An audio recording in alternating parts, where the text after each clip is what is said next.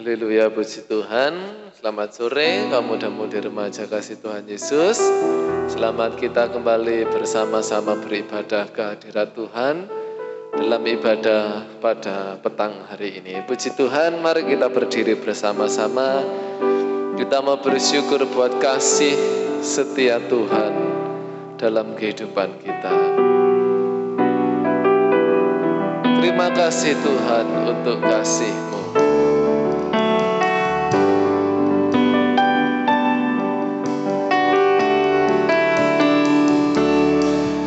Terima kasih Tuhan untuk kasih setiamu yang ku alami dalam hidupku. Terima kasih Yesus untuk kebaikanmu sepanjang hidupku. Terima kasih Tuhan. Terima kasih Tuhan untuk kasih setiamu yang ku alami dalam hidupku. Terima kasih Yesus untuk kebaikanmu sepanjang hidupku.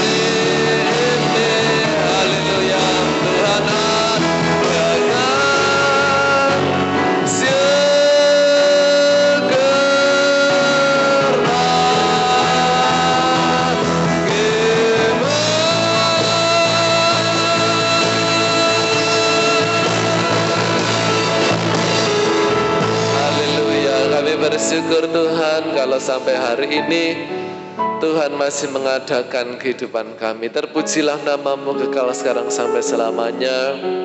Kami bersyukur kami beroleh kesempatan kembali untuk kami beribadah kepada Tuhan dalam ibadah muda-mudi remaja hari ini. Mari Tuhan pimpin dari awal sampai pada selesainya nanti dalam ibadah kami. Roh Kudus mengurapi, memberkati setiap pribadi kami, sehingga apa yang kami kerjakan memuliakan nama Tuhan dan mendatangkan berkat. Terpujilah nama-Mu, kami mulaikan ibadah kami dari awal sampai pada selesainya dalam berkat nama Tuhan Yesus Kristus. Haleluya. Amin. Puji Tuhan, disilahkan duduk kembali. Dialah Allah yang menyembuhkan. Haleluya.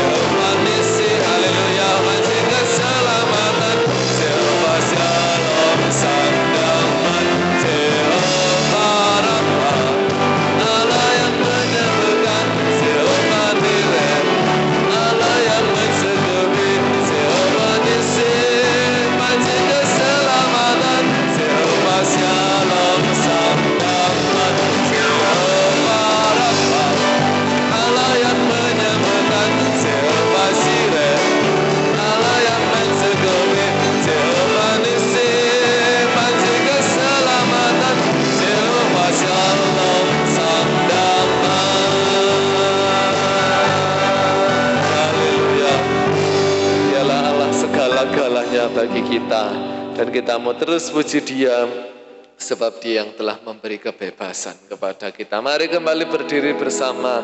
Terpujilah nama-Mu Tuhan. Haleluya.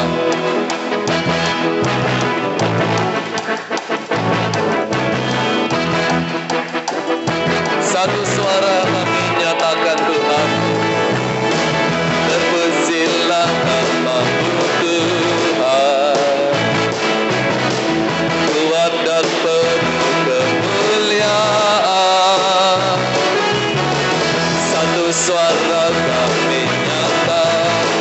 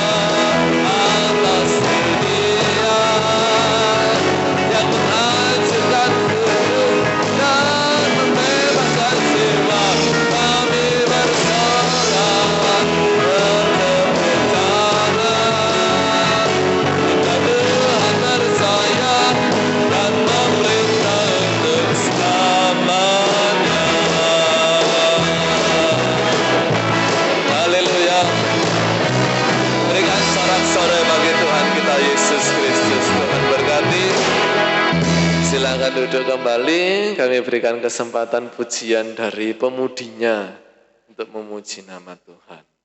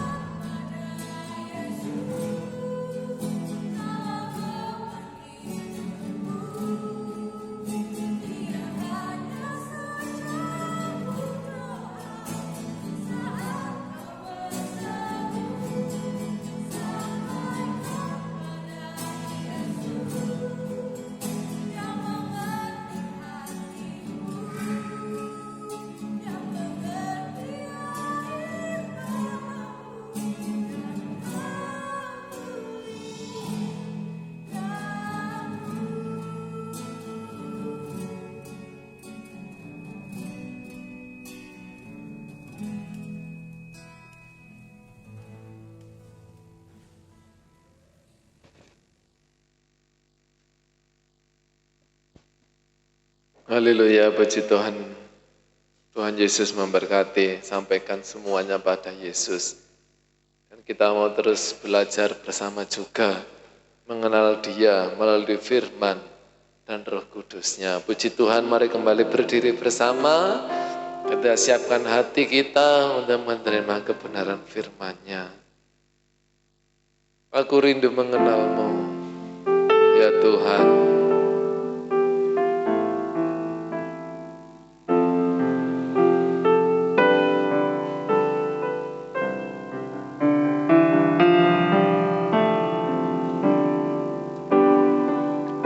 Aku rindu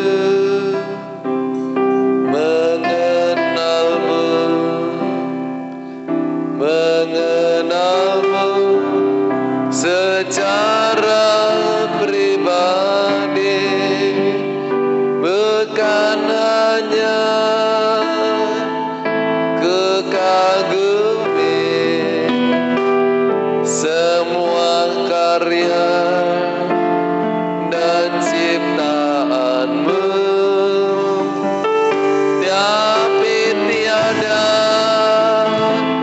kekenal pribadi, semuanya sia-sia saja. Aku mengenalmu secara pribadi, hingga ku tahu rencanamu. Aku mengenalmu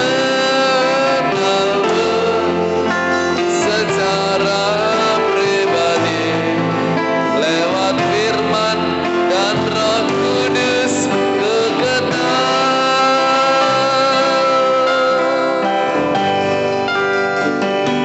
Aku rindu mengenalmu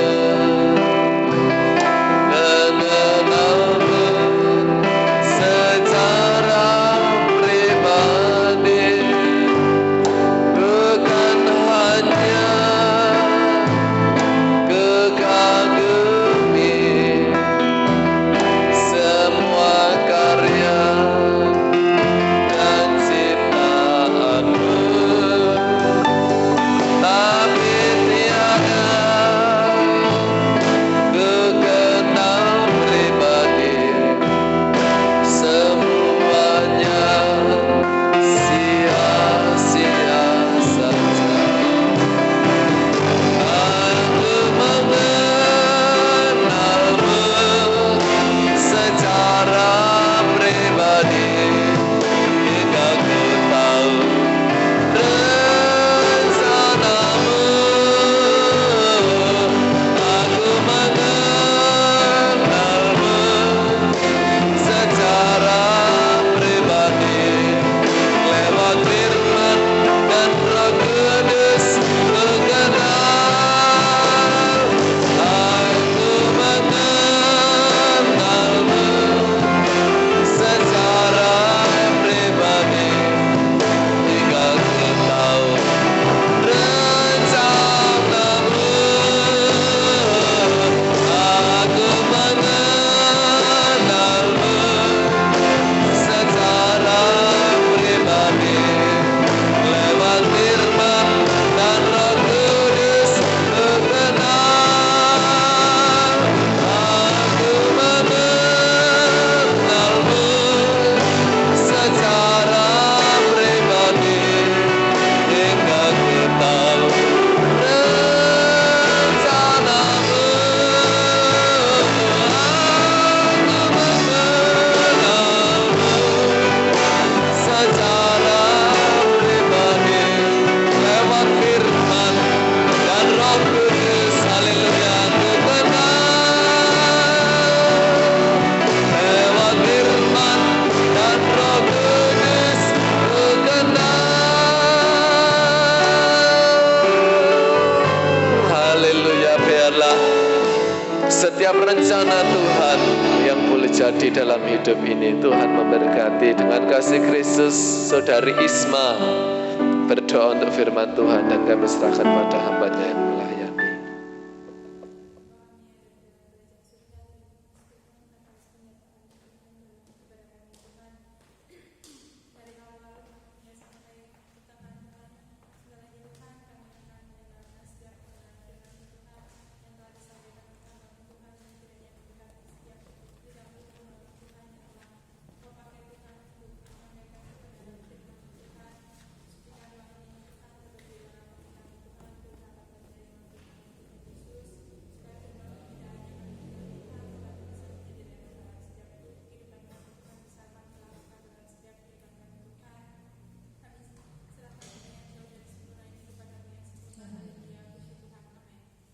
Puji Tuhan, silakan duduk.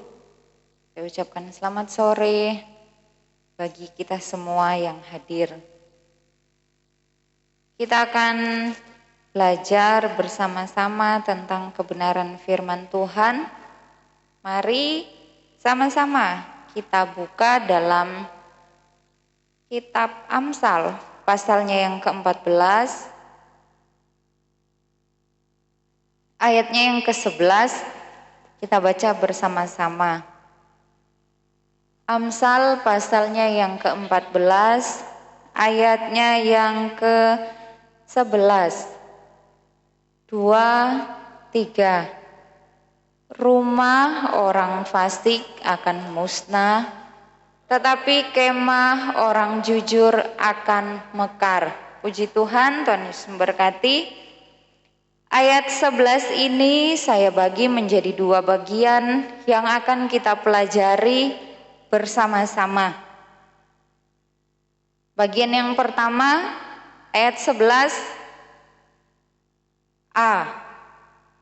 Ayat 11a, rumah orang fasik akan musnah. Sebelum lanjut, tema khotbah pada sore hari ini, hidup jujur.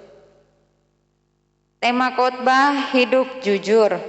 Sekali lagi, ayat 11 ini saya bagi menjadi 2 bagian. Yang pertama, ayat 11 bagian A, rumah orang fasik akan musnah. Rumah merupakan salah satu kebutuhan pokok dalam kehidupan kita. Benar ya? Benar? Ada yang belum pernah melihat rumah? Wah, ada-ada aja Tante Juli ini. Semua orang tahu tentang rumah. Apa sih arti rumah? Ada yang bisa jawab? Kita interaksi ya. Waduh, kalau warna biru itu silau, Vin. Oh, di sini ungu, di TV jadi biru. Ada yang tahu arti rumah? Mbak Isma, arti rumah apa sih? Tempat berlindung. Yang pemudanya, rumah itu artinya apa sih? Arti rumah.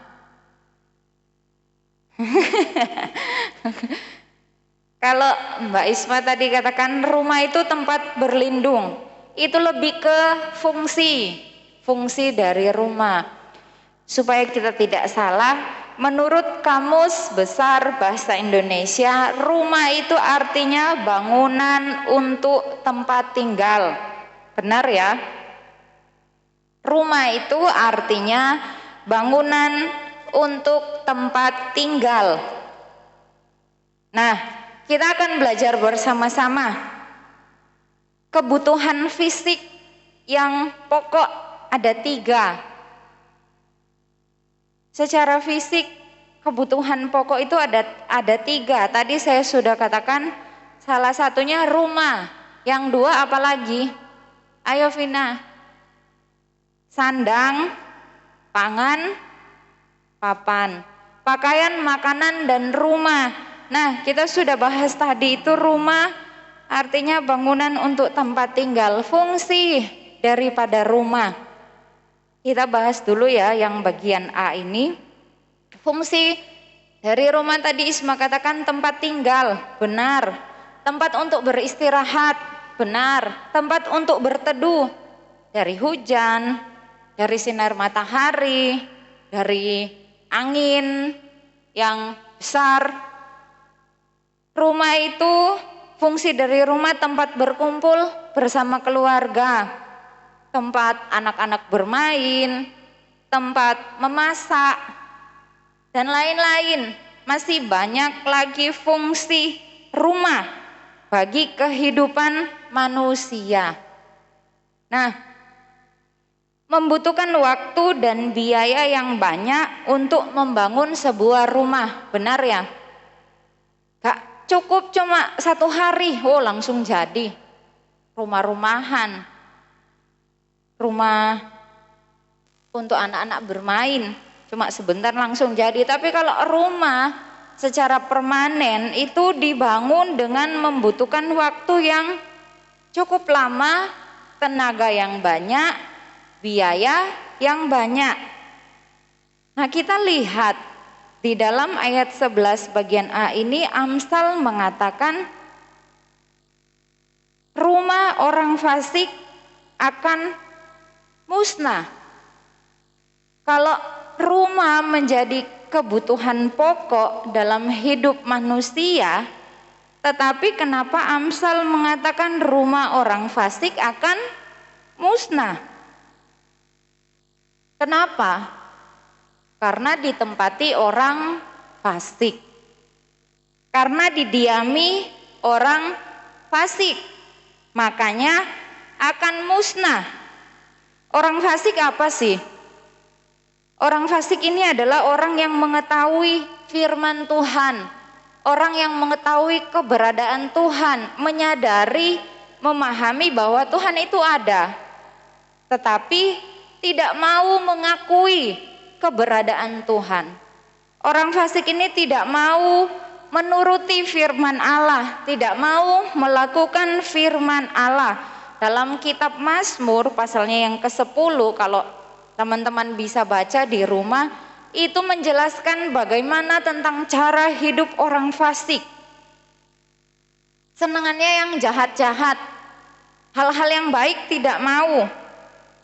Orang fasik ini suka melakukan kejahatan. Coba lihat Amsal 14 ayatnya yang ke-32. Ayat yang ke-32, orang fasik dirobohkan karena kejahatannya. Amsal 14 ayat 32 bagian A, orang fasik dirobohkan karena kejahatannya. Jadi suka melakukan hal-hal yang jahat.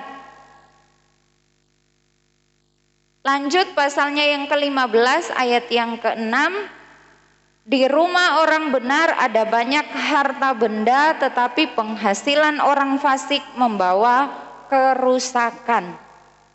Jadi kita lihat orang yang tidak mau mematuhi firman Allah, tidak mau mengenal Tuhan, tidak mau menuruti firman Allah, orang fasik tidak mau mengakui keberadaan Tuhan, suka melakukan hal-hal yang jahat, rumahnya akan musnah. Jelas firman Tuhan katakan, penghasilan orang fasik membawa kerusakan. Bukan membawa berkat, bukan membawa keuntungan, tetapi membawa kerusakan. Karena tidak mau mengandalkan Tuhan. Rumah yang dibangun dengan susah payah, dengan tenaga dan biaya waktu yang banyak, tetapi musnah karena ditempati orang fasik yang tidak mau mengandalkan Tuhan. Bagian yang kedua yang akan kita pelajari bersama-sama ayat 11 bagian B. Tetapi kemah orang jujur akan mekar. Tadi saya katakan tema khotbah pada sore hari ini hidup jujur. Kita akan belajar bersama-sama dari ayat 11 bagian B ini. Tetapi kemah orang jujur akan mekar. Kemah itu lebih sederhana dari rumah, benar ya? Kemah itu lebih sederhana dari rumah. Kemah itu tenda. Sering melihat tenda? Vina? Kadang, tapi pernah melihat kemah lebih sederhana dari rumah. Sifat dari kemah ini hanya sementara, tidak permanen.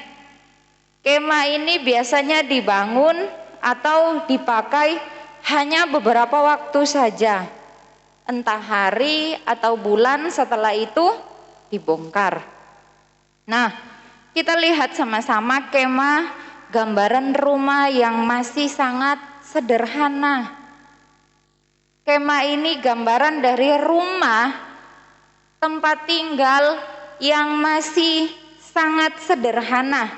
Tetapi kita lihat Dalam Amsal 11 bagian B ini mengatakan kemah orang jujur akan mekar.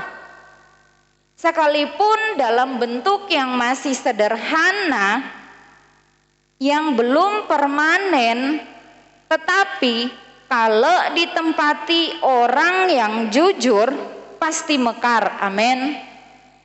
Mekar artinya apa sih? Mekar ini artinya berkembang. Mekar artinya menjadi besar, menjadi bertambah luas, bertambah bagus, bertambah ramai. Itu artinya mekar.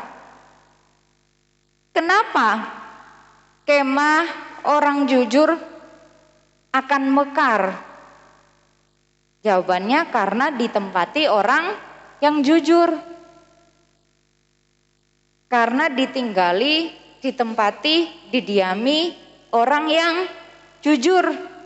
Jujur itu artinya lurus hati. Jujur itu artinya tidak berbohong, tidak curang. Nah, sederhana, kemah yang digambarkan sebagai rumah yang sederhana, tetapi lama-kelamaan bisa menjadi bertambah luas. Lama-kelamaan menjadi besar, bisa berkembang. Karena apa? Dibangun dan didasari dengan kejujuran. Dibangun dan didasari dengan tidak curang. Saudara yang kekasih dalam Tuhan Yesus Kristus, hidup jujur. Mari kita mau belajar hidup jujur. Amin. Mau?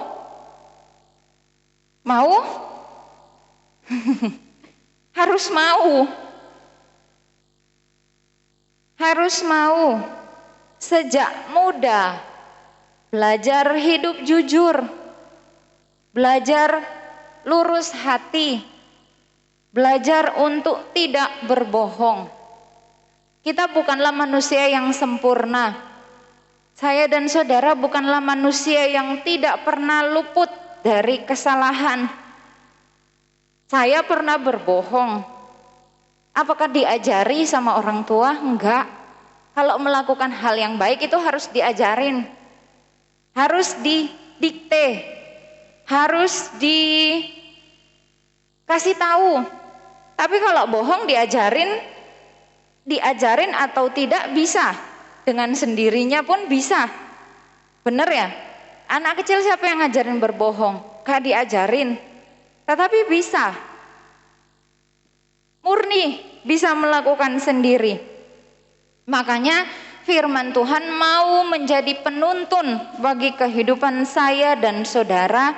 Firman Tuhan mau mengarahkan kehidupan saya dan saudara belajar hidup jujur. Sejak muda, sejak dini, sejak awal. Sejak mengenal Tuhan, sejak kita menjadi anak Tuhan, belajar dan teruslah belajar untuk hidup jujur. Amin. Sampai kapan saya dan saudara harus hidup jujur di hadapan Tuhan? Wah, sampai kapan ya? Kira-kira sampai bulan depan atau sampai tahun depan? Sampai kapan? Sampai akhir hayat. Sampai kita mati, hidup jujur. Sampai tugas kita selesai di dalam dunia ini. Sampai Tuhan ngomong, waktunya kembali kepada Bapa. Sampai disitulah kita hidup jujur. Berarti selama-lamanya.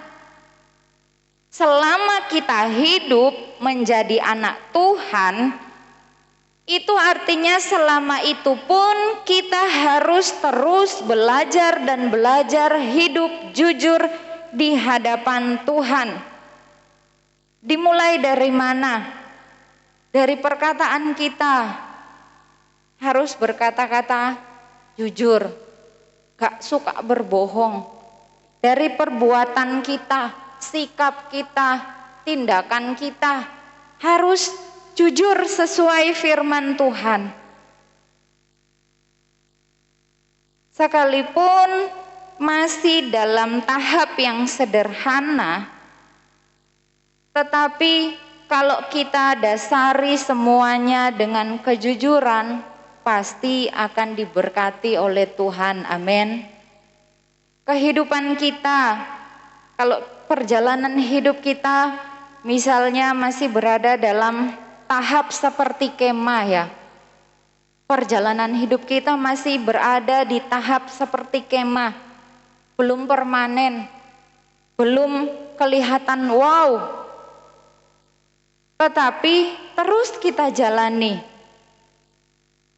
Terus kita jalani dengan didasari kejujuran, lama-kelamaan pasti berkembang, pasti sampai ke tujuan yang kita inginkan, pasti sampai kepada hal yang kita inginkan karena sesuai dengan firman Tuhan. Terus belajar hidup jujur. Matius pasalnya yang kelima, ayat 1 sampai ayatnya yang bukan Matius, Kisah Para Rasul. Kisah Para Rasul pasalnya yang kelima. Contoh orang yang tidak mau jujur. Hidup tetapi tidak mau hidup jujur. Kisah pasalnya yang kelima ayat 1 sampai ayatnya yang ke-11. Ananias dan Safira. Ada seorang lain yang bernama Ananias. Ia beserta istrinya Safira menjual sebidang tanah. Dengan setahu istrinya, ia menahan sebagian dari hasil penjualan itu dan sebagian lain dibawa dan diletakkannya di depan kaki rasul-rasul. Tetapi Petrus berkata, Ananias, mengapa hatimu dikuasai iblis sehingga engkau mendustai Roh Kudus dan menahan sebagian dari hasil penjualan tanah itu? Selama tanah itu tidak dijual, bukankah itu tetap kepunyaanmu? Dan setelah dijual, bukankah hasilnya itu tetap dalam kuasamu? Mengapa engkau merencanakan perbuatan itu dalam hatimu? Engkau bukan mendustai manusia, tetapi mendustai Allah. Nah, sering kita mendengar tentang kisah dari Ananias dan Safira ini. Mereka menjual tanah, dan pada zaman dulu peraturan jemaat yang mula-mula bisa lihat dalam pasalnya yang keempat ayatnya yang ke-32 sampai 37, cara hidup jemaat. Semua yang dimiliki itu adalah milik bersama. Jadi kalau Ananias dan Safira ini menjual tanah mereka, hasilnya semua diberikan kepada Petrus yang adalah rasul, dibagi-bagikan sesuai kebutuhan para jemaat.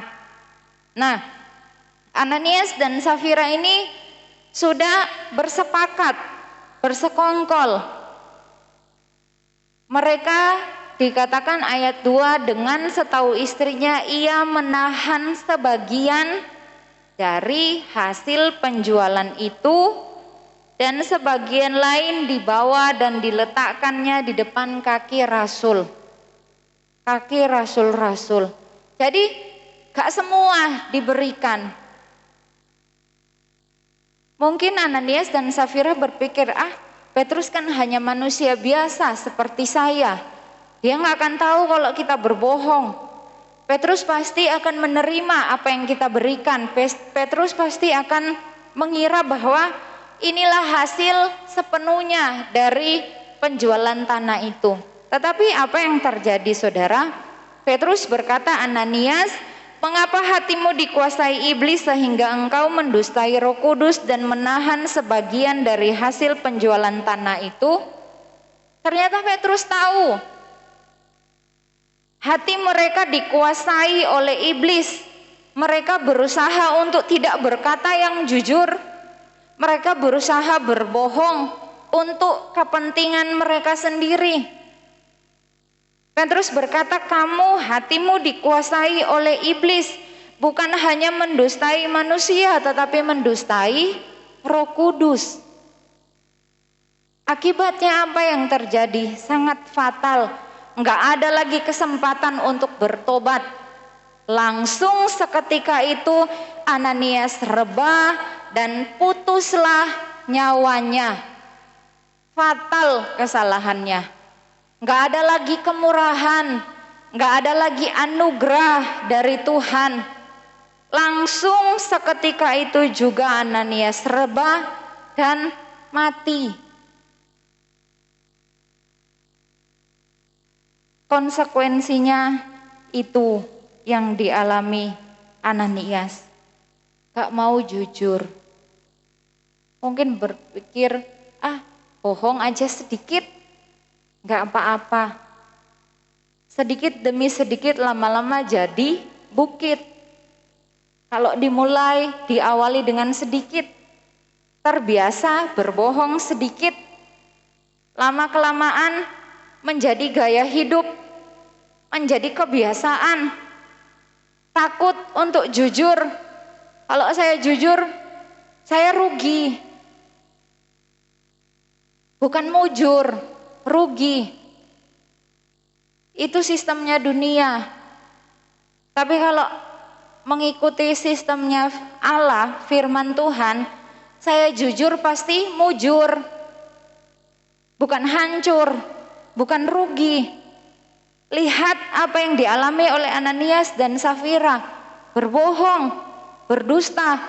Gak cuma Ananias saja. Dan ayat yang kelima, ketika mendengar perkataan itu, rebahlah Ananias dan putuslah nyawanya. Maka sangatlah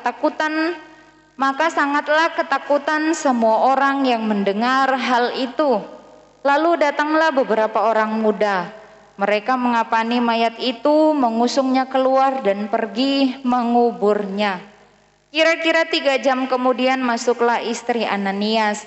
Tetapi ia tidak tahu apa yang telah terjadi. Jadi selanjutnya yang datang Safira. Dia nggak tahu kalau suaminya sudah meninggal. Petrus pun bertanya dalam ayat 8, kata Petrus kepadanya, katakanlah kepadaku, dengan harga sekiankah tanah itu kamu jual? Jawab perempuan itu, betul sekian. Sama, berbohong. Satu paket. Suaminya berbohong, istrinya juga ikut berbohong. Betul sekian, padahal sebagian mereka tahan.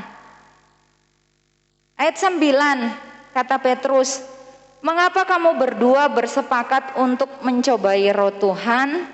Lihatlah, orang-orang yang baru mengubur suamimu berdiri di depan pintu, dan mereka akan mengusung engkau juga keluar. Lalu rebahlah perempuan itu seketika itu juga di depan kaki Petrus, dan putuslah nyawanya. Ketika orang-orang muda itu masuk, mereka mendapati dia sudah mati. Lalu mereka mengusungnya keluar dan menguburnya di samping suaminya.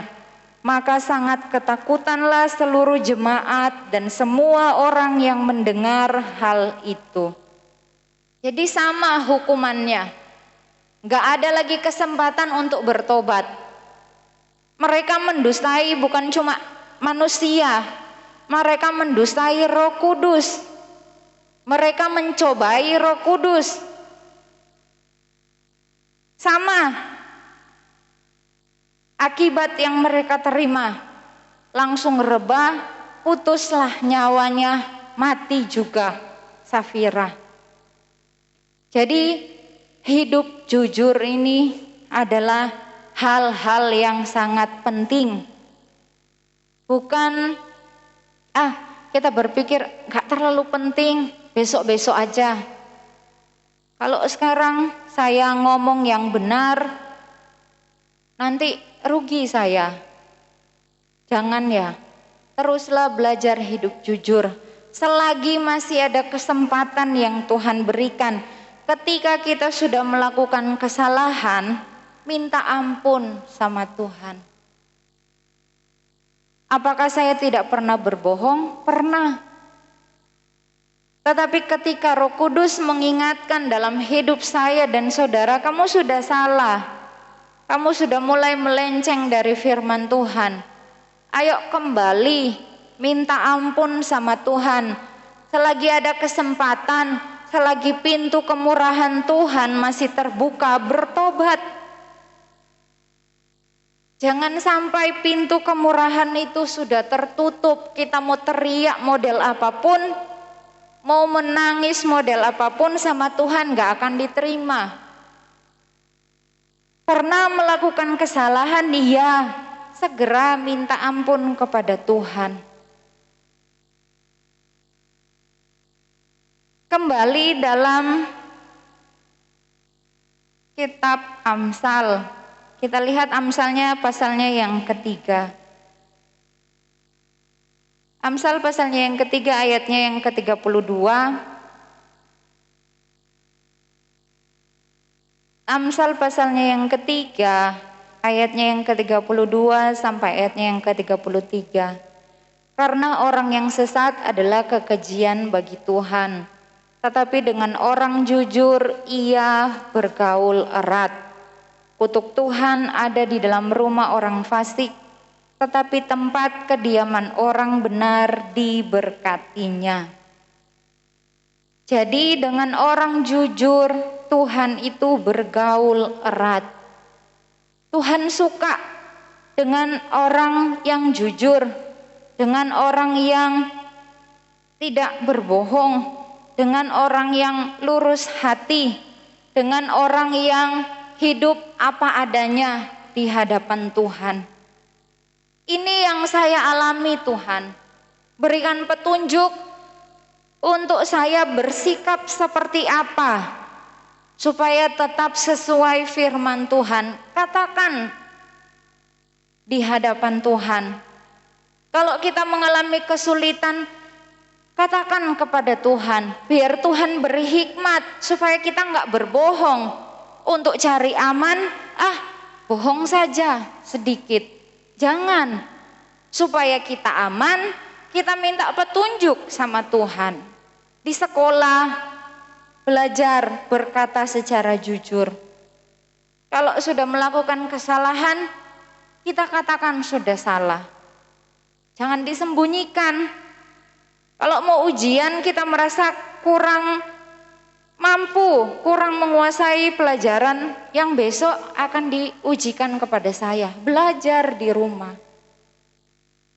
Berdoa, minta hikmat kepada Tuhan, belajar, terus belajar, minta bantuan guru, minta bantuan teman-teman, supaya enggak nyontek ketika ujian. Oh, nilai saya bagus, padahal hak murni, hasil dari nyontek. Jangan ya. Belajar jujur, gak bisa, terus dilatih. Terus dipelajari supaya kita bisa memahami setiap pelajaran-pelajaran yang diberikan oleh guru-guru di sekolah. Dalam menjalani kehidupan di berbagai hal, berkata-kata, bersikap secara jujur. Dalam hal keuangan yang susah untuk kita jujur kepada Tuhan. Makanya sejak dini, sejak muda, firman Tuhan mau mengajar kepada kita, kepada saya dan saudara. Dalam hal keuangan pun diajarkan oleh firman Tuhan. Kita harus jujur.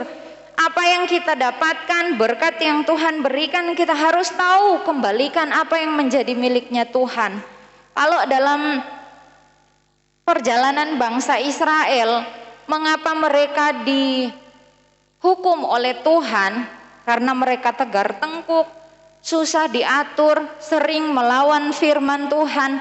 Mereka juga tidak mengindahkan sabat tanah. Terus aja dibuat untuk kerja. Waktunya untuk diistirahatkan mereka enggak hargai. Apa yang menjadi bagiannya Tuhan enggak mereka berikan. Terus dipakai semuanya. Akhirnya Tuhan marah. Tuhan hukum, Tuhan buang mereka ke Babel. Gak mau berusaha hidup jujur, milik Tuhan pun mereka ambil. Waktu untuk Tuhan pun mereka pakai untuk diri mereka sendiri. Waktu beribadah pun mereka pakai untuk beraktivitas, untuk bekerja. Makanya Tuhan marah. Gak mau jujur di hadapan Tuhan, semua diambil. Kalau tadi saya katakan dalam hal keuangan pun kita harus jujur. Pemuda remaja yang masih sekolah pasti mendapatkan berkat-berkat dari Tuhan, belajar, menyisihkan apa yang menjadi bagiannya Tuhan. Yang Tuhan minta cuma 10%. Dari 100% berkat yang kita terima, yang diminta cuma 10%. Dapat berkat 1.000, cuma 100 rupiah kita berikan untuk Tuhan. Dapat 100.000, hanya 10.000, cuma jumlah yang kecil. Tetapi ada banyak orang yang masih susah untuk melakukannya. Masih susah untuk jujur di hadapan Tuhan. Kalau saya berikan untuk Tuhan, untuk saya nggak cukup. Cik Tuhan, aku pakai dulu ya. Bulan depan kalau saya dapat berkat baru saya berikan. Bulan depan lagi kita punya alasan, terus dan nggak akan pernah belajar jujur secara keuangan di hadapan Tuhan. Maka dari itu firman Tuhan mau mengajarkan apa yang menjadi bagian kita pakai. Apa yang menjadi bagiannya untuk Tuhan, kita berikan untuk Tuhan. Karena hidup diberikan oleh Tuhan, nafas gratis diberikan oleh Tuhan. Semuanya itu dari Tuhan. Jadi jangan kita hitung-hitungan terhadap Tuhan. Tadi dikatakan dengan orang jujur ia bergaul erat. Tuhan suka kepada orang yang jujur. Kejadian 6 ayatnya yang ke-9. Saya akan baca Kejadian pasalnya yang ke-6 ayatnya yang ke-9. Inilah riwayat Nuh. Nuh adalah seorang yang benar dan tidak bercela di antara orang-orang sesamannya. Dan Nuh itu hidup bergaul dengan Allah. Nuh itu berarti orang yang jujur.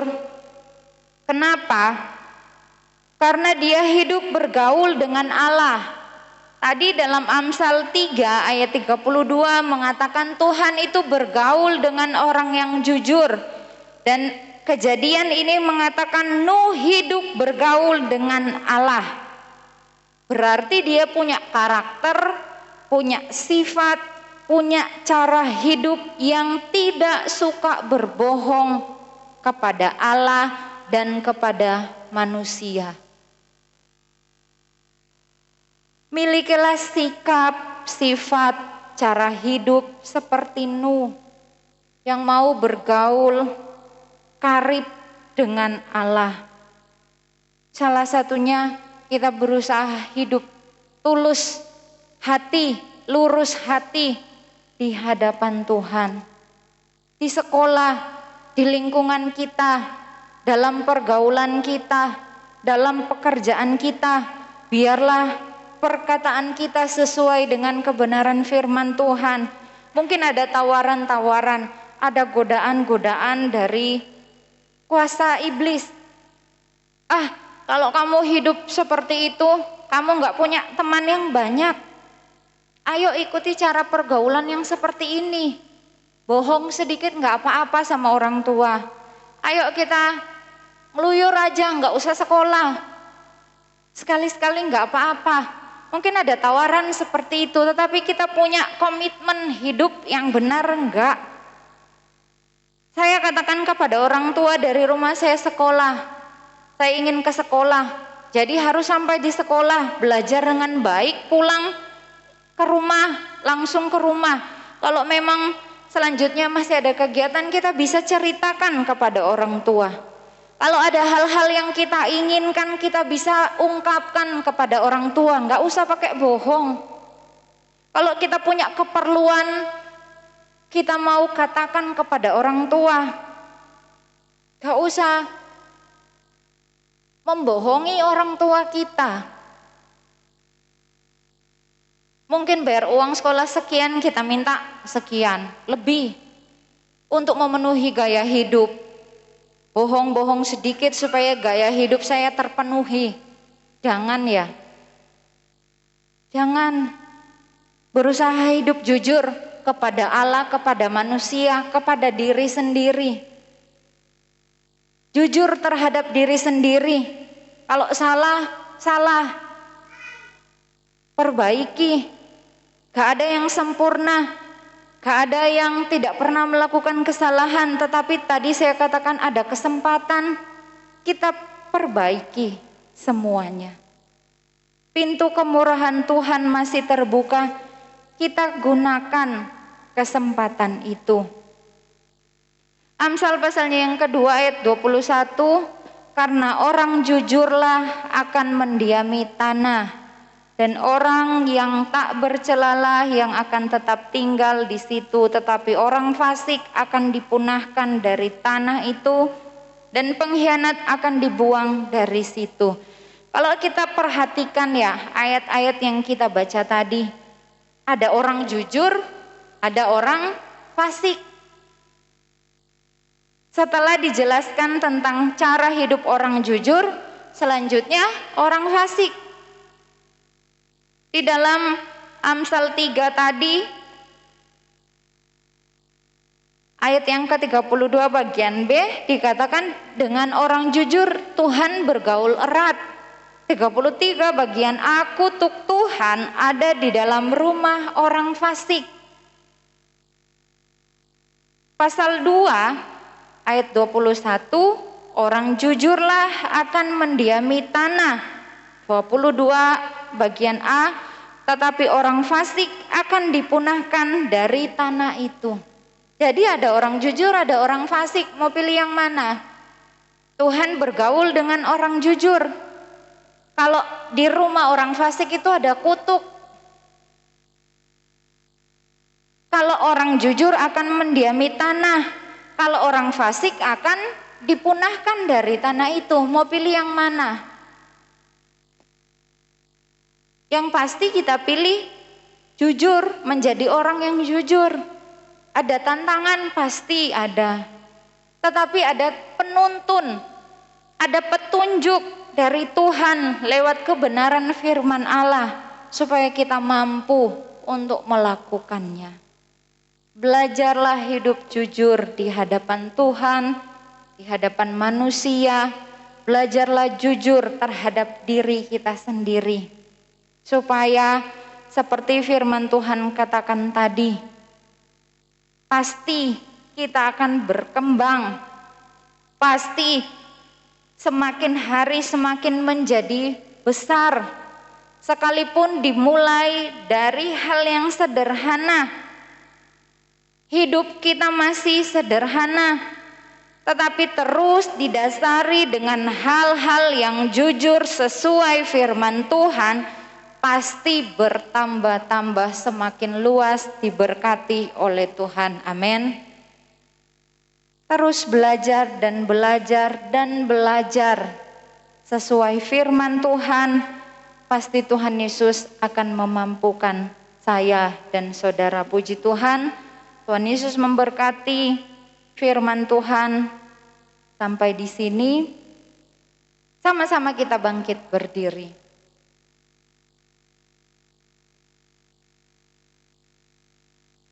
Kita mau angkat pujian.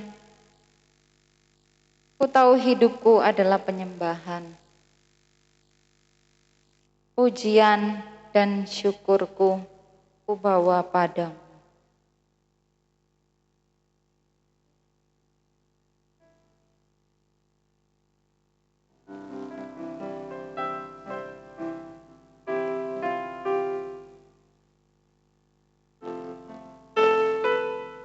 Terima kasih Tuhan.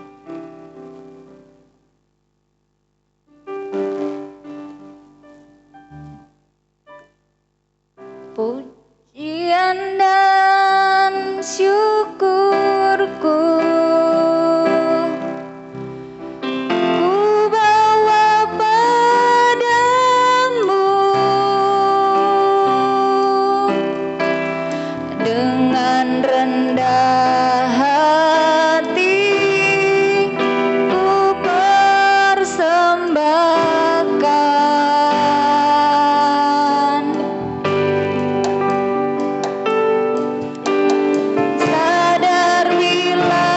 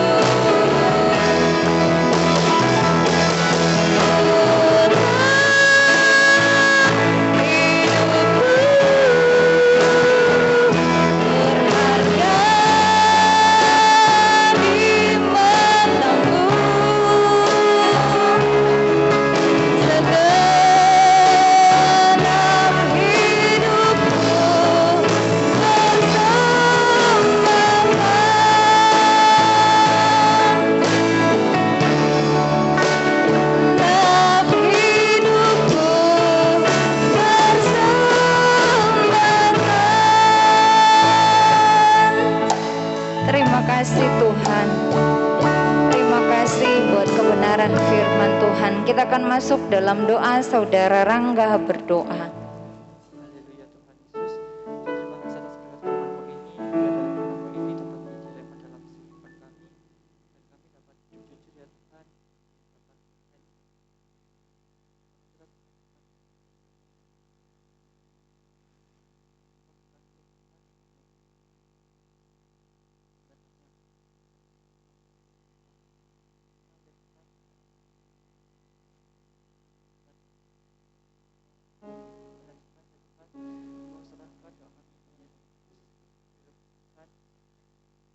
Puji Tuhan, silakan duduk.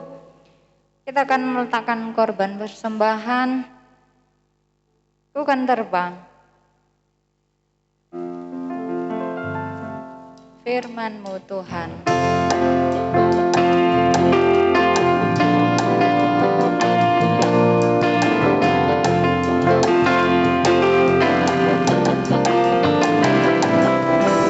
Firman-Mu Tuhan, pelita bagi kakiku. Janji-Mu terang bagi jalan-jalanku.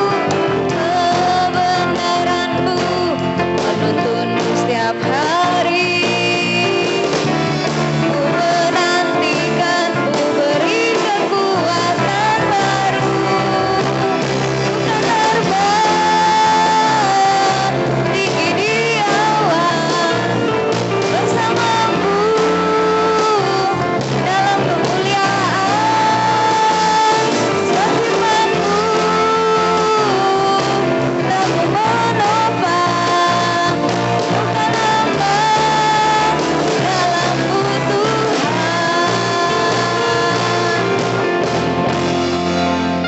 Puji Tuhan, Tuhan Yesus memberkati persembahan yang sudah diberikan, pengumuman gereja, besok pagi ibadah sekolah minggu, dan dilanjutkan ibadah raya. Kita beribadah bersama-sama memuji muliakan nama Tuhan. Hari Selasa doa pemuda dan remaja. Kalau ada pengumuman tambahan nanti disampaikan selesai ibadah. Puji Tuhan, Tuhan Yesus memberkati. Mari sama-sama kita berdiri, kita mau tutup acara ibadah pada malam hari ini. Segala puji syukur bagi-Mu. Segala puji syukur bagi-Mu.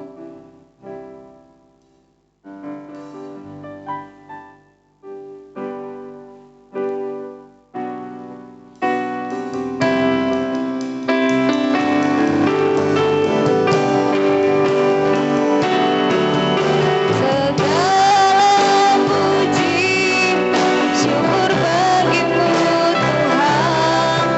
Ku tinggikan nama-Mu selalu. Kemuliaan hanya bagi-Mu. Terpujilah nama-Mu. Segala puji syukur bagi-Mu. Ku tinggikan nama-Mu selalu. Kemuliaan hanya bagi-Mu.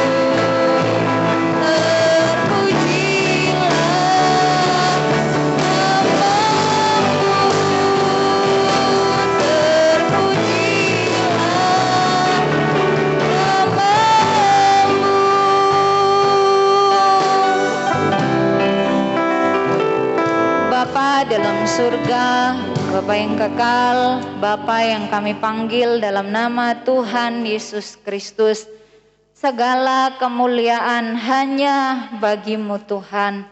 Terima kasih Tuhan sudah pimpin ibadah pemuda dan remaja pada saat ini. Kami percaya kami semua yang hadir sudah diberkati oleh Tuhan. Berdoa buat teman-teman kami yang tidak hadir, kalau ada yang sakit dalam nama Yesus Tuhan sembuhkan. Kalau ada yang bermalas-malasan Tuhan ampuni.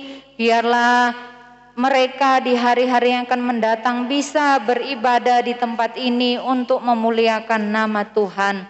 Terima kasih Tuhan, berkati kami pemuda dan remaja. Roh Kudus mampukan kami untuk belajar terus hidup jujur di hadapan Tuhan. Kami menjalani hari-hari ini dan kami percaya ada berkat-berkat Allah yang melimpah, ada pembelaan Tuhan, pertolongan Tuhan menjadi bagian dalam kehidupan kami. Berkati dalam sekolah anak-anakmu, dalam pekerjaan anak-anakmu, cita-cita mereka, Tuhan Yesus memberkati semuanya. Dalam pergaulan mereka Tuhan menolong dan Tuhan memberkati. Terima kasih Tuhan Yesus.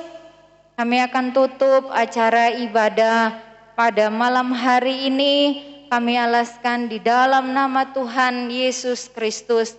Saudara-saudara yang kekasih, marilah terima berkat daripada Allah Bapa, cinta kasih daripada Tuhan Yesus Kristus, penyertaan, pertolongan, penghiburan dari Allah Roh Kudus menyertai kita senantiasa mulai hari ini sampai Maranatha, Tuhan Yesus datang kedua kalinya. Terpujilah Tuhan, haleluya, amin.